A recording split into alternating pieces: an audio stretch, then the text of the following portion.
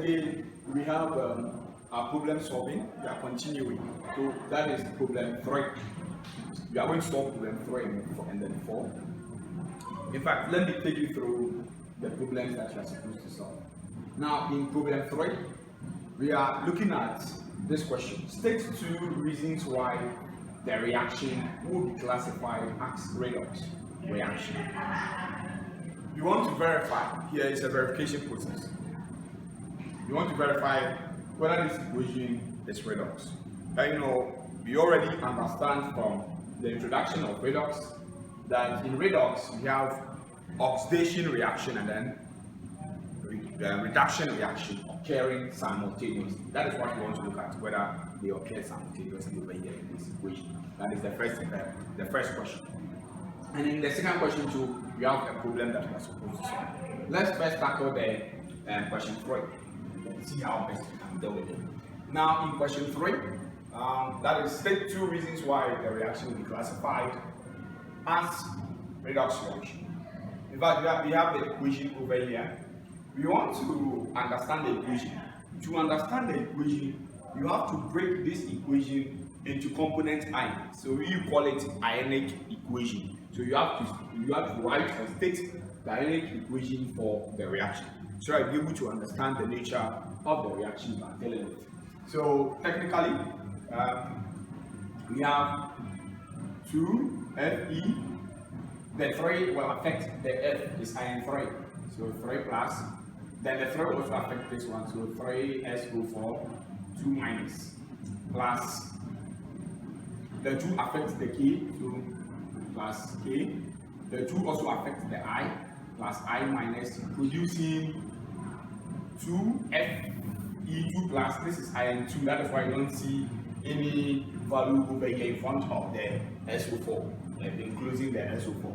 So SO4 2, we also pick the 2 SO4, 2 minus, and then we have plus 2K plus SO4 2 minus plus I2. So technically that is the ionic equation for this form. Now in ionic equation and the redox reaction, we don't want a situation where we have the structure of an element occurring at the reactant side and then also occurring at the product side. In fact, when it happens that way, we classify that as spectator ion. In fact, it's a spectator ion. If you have any element occurring at the reactant side with the same structure as at the product side, then you term that one as a spectator ion. So it has to be crossed out. You shouldn't take part in the reaction. In fact, you can't take part in the reaction because it balances each other. So let's look at that. We have 3SO4, and then here we have 2SO4, 2 minus, and then plus that one. So we'll give us 3. Now we have K, and then that one also. So technically we are left with 2Fe3 plus 2I minus, producing 2Fe2 plus I2. So that is what we have for the reaction. Now we have this for the reaction. Let's pick them individually. So I want to pick ion 3. So we have Fe 3 plus producing 2Fe2 plus. Now what can we say about the oxidation numbers so that we can have our first statement? Oxidation numbers. Here the oxidation number for iron is plus 3, and then in this is plus 2. So what can we say? The first statement, since the oxidation number of Fe decreases from plus 3 to plus 2, Fe is said to reduced.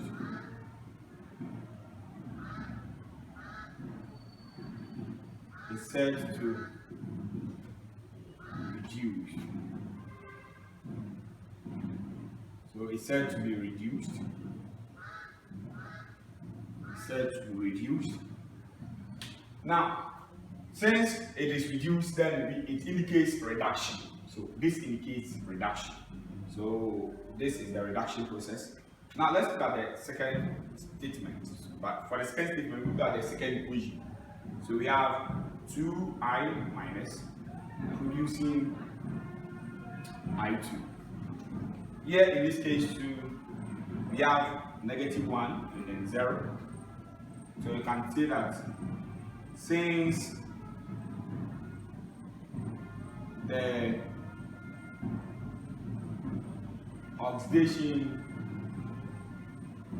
number of I increases from -1 to 0, I is said to be oxidized. So I is said to be oxidized. What can we say? That this will be our conclusion.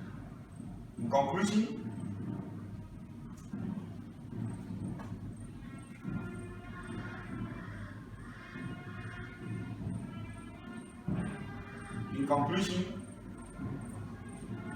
since Fe is reduced and I is oxidized, therefore the reaction is redox. Since Fe is reduced and then I is oxidized, the reaction is redox. Now let's look at problem 2. Chlorine gas is bubbled through an aqueous solution of sodium bromide. Name the products formed. Which of the reactant provides the reducing agent? Write the two-half equation for the reaction. That we look at the first statement. Now, before we understand the first question, we need to understand the chemistry of the action. What is happening over here? So, solution.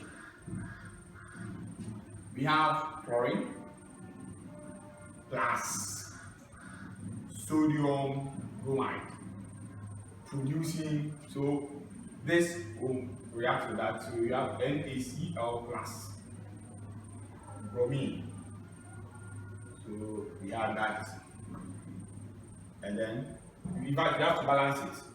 Chlorine is 2, so you have to put 2 over here. It makes sodium 2 and then 2, so it balances the whole reaction.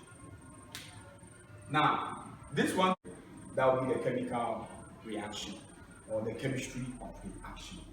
Now, as I said earlier, we have to look at the analysis of the equation first before we go on to the problem that we are supposed to resolve to.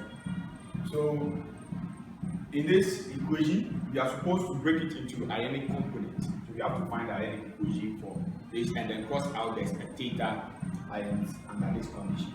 So here we have the Cl2 plus 2 Na plus, we are breaking it into ionic components, and then 2 Br minus producing 2 Na plus, and then 2 Cl minus plus Br2.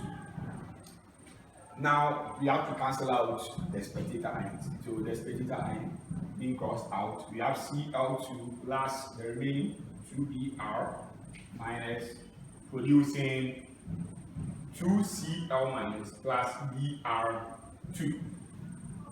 So that is technically the rest of the equation. Now we can go on with our problem A. Name the products form. So the products form, that these will be the products. So we have NaCl, and then Br2. So that is sodium chloride and bromine. So sodium chloride and then bromine will be formed. B. Which of the reactants provides the reducing agent. Now, the reducing agents, to identify reducing agents, we have to know that the reactant that will provide the reducing agent is the substance that will be oxidized. So the substance that will be oxidized. And under this condition, we have the oxidation number for chlorine to be 0, and then it decreases to -1. So this means reduction has taken place, so chlorine cannot be taken. Now we have bromine, -1 and then 0. So it means there's been an increment. It means that oxidation has taken place in bromine. Bromine is also attached to sodium. So it is sodium bromide that provides the reducing agent. So sodium bromide. Sodium bromide. Now C. Write the 2-half equation for the reaction. The 2-half equation for this reaction, you have to consider it under oxidation. So oxidation half and then reduction half. But we are first going to look at oxidation half. So we know that the substance that provides the substance or the reactant that provides the reducing agent is a substance that is oxidized. So that is sodium bromide. So it means that bromine is oxidized over here in this process. So it means that it's bromine that undergoes oxidation. Therefore, we have 2Br minus producing Br2. Now, what are we supposed to do? We are supposed to balance it. You see the charge over here is -2, and then this place is 0. So we have to make sure that this side is balanced. Now, in oxidation, we add electron to the right hand side of the equation, that is the product side. So we have 2Br minus producing Br2 plus electron. And you know the charge over here is 2, so we have to put 2 there. Now it's balanced. Now reduction. Reduction half. Reduction half, we have Cl2 and then producing 2Cl minus. So under this condition, you know, under reduction we add electron to the left hand side of the equation. So here we have Cl2 plus electron 2 producing 2Cl minus. Now that is the 2-half equation for this reaction. In fact, even if you want to write the overall reaction for it, that is what I've represented over here. Why? At the end, the number of electrons over here will cancel each other. They will cancel each other from the other side, and therefore you can add the equation and you see that you come back to the third equation. That is why I did not state, or the problem did not state that write the overall equation for the reaction. Now, we have come to solve these two problems, and therefore we have also used the idea of oxidation numbers, or the concept of oxidation numbers, in resolving to the two problems on the board. In fact, in our next meeting, we are going to look at another section, which is the continuation though, but there's another section altogether, that is balancing of redox reaction. Balancing of redox reaction. We are going to look at it both in an acidic medium and then the basic medium. See you in my next tutorial. See you there as I catch up with you with a very nice tutorial where we are going to balance redox reaction. Bye bye.